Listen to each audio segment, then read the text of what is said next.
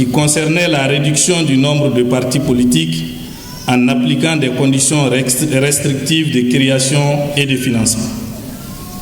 Recommandation: dissoudre tous les partis politiques. Comme modalité de mise en œuvre de cette recommandation, les participants demandent d'abroger la loi numéro 05047 du 18 août 2005 portant charte des partis politiques en adoptant une nouvelle loi. Faciliter les conditions de dissolution des partis politiques dans la nouvelle charte. Limiter le nombre de partis politiques à 5 au maximum dans la nouvelle charte.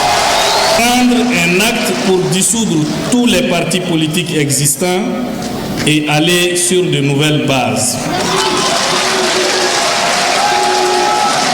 Prendre un acte pour dissoudre les associations et mouvements à caractère politique.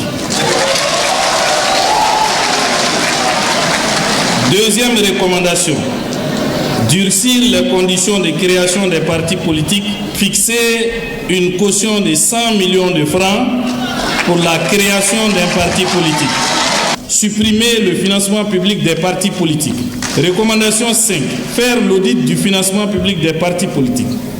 Ajouter à la liste des personnes interdites de militer dans un parti les autorités et légitimités traditionnelles ainsi que les leaders religieux. Interdire l'activité politique aux associations. Insérer dans la nouvelle charte, nul ne peut être membre de plus d'un parti politique. Lecture de la charte des partis politiques avec une réaffirmation du statut de chef de file de l'opposition. Sur ce point, les forces vives demandent la suppression du statut de chef de file de l'opposition. Thématique 3. Le nomadisme politique en cours de mandat.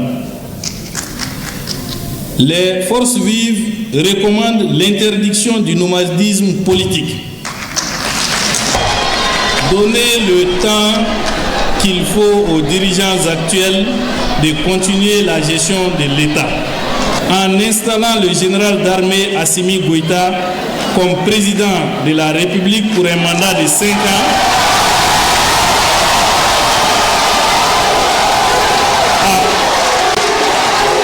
à partir de 2025, renouvelable à l'instar de ses pairs de l'AES. Et dans son discours de clôture, le Premier ministre, ministre de l'Administration territoriale et de la décentralisation, le général de division Abdoulaye Maïga, a salué les participants pour la qualité des travaux. Il a promis de transmettre les recommandations au président de la transition, le général d'armée Assimi Goïta. Nous l'écoutons au micro de Mamari Koné et Alou Touré. Grâce à votre engagement et votre rigueur dans le travail, les concertations que nous sommes en train de clôturer cet après-midi ont pu aboutir à des recommandations claires et précises,